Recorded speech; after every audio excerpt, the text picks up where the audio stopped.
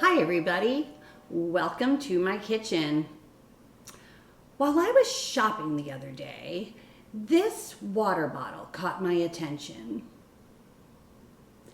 It says, if you mess up, fess up.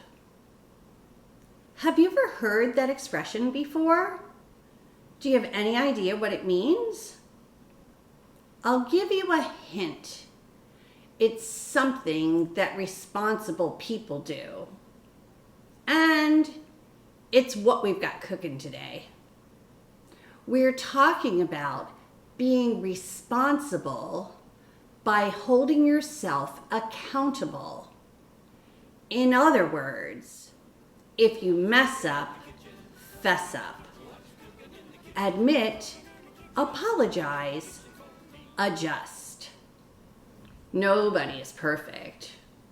You already know that. Everybody messes up sometimes, and that's okay. It's what you do after you mess up that matters. The best thing to do after you mess up is fess up. Hold yourself accountable for your mistake and try to fix it. Let's say you're supposed to be working on an assignment, but instead you spend your time drawing or doing something else. When it comes time to turn in your work, you suddenly realize that you can't turn it in because it's not done. You haven't finished it. You messed up. The responsible thing to do when you mess up is fess up. That means you admit that you messed up, you apologize for your mistake, then you adjust. You do what you can to fix it, or you accept the consequences. Let's say that this quarter represents something that you did to mess up. I'm going to put it at the bottom of this bowl. Now, the thing about fessing up is it takes some courage. It can be hard to admit when you've done something wrong. Some people try to pretend that they didn't do anything at all, and they hope that the mess up will go away on its own. But that doesn't usually happen. And while you're waiting for your problem to solve itself, you'll notice that uncomfortable emotions start to bubble up inside you. You might start to feel upset and embarrassed, and maybe sick to your stomach.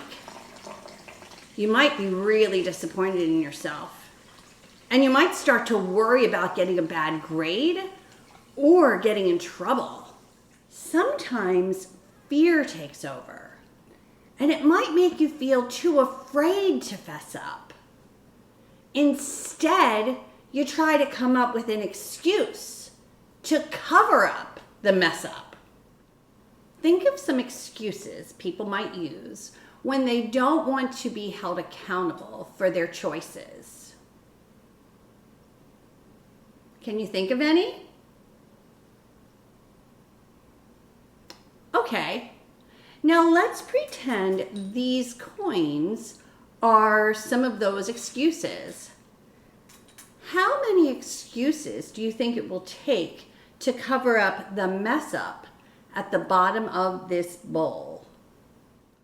I accidentally forgot to do that. I thought it was optional.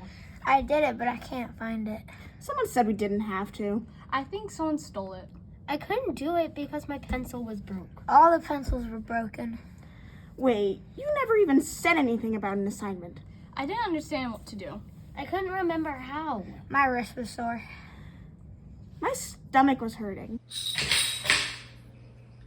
You get the idea. And look, the mess up is still there and visible to everyone. And now things are even messier with a bunch of excuses added to the mix. And how about those uncomfortable feelings? They won't go away until you make things right. And how do you do that? Right. You gotta take responsibility. When you mess up, you fess up. I didn't get my work done. I got distracted doing something else and I lost track of time. I'm sorry. Is it okay if I finish it now? Or maybe at recess? Hold yourself accountable. Once you do that, you'll feel all of those uncomfortable feelings wash away. You might even feel proud of yourself for doing the right thing. The next time you mess up, fess up. Hold yourself accountable for your words and actions. And see what this can do for you. I'll see you next time.